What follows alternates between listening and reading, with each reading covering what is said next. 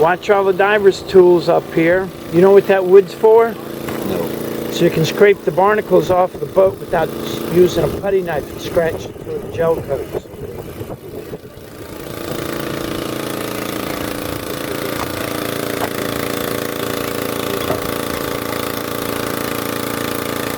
You can also see the divers using an electric diaphragm pump. Oil less diaphragm pump so you don't breathe oil.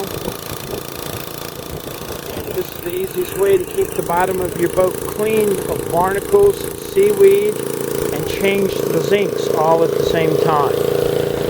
We're in Tarpon Springs, Florida, and just happened upon this diver taking care of this boat on my left, Real Lies, and the boat over here on the right, Total Fishness.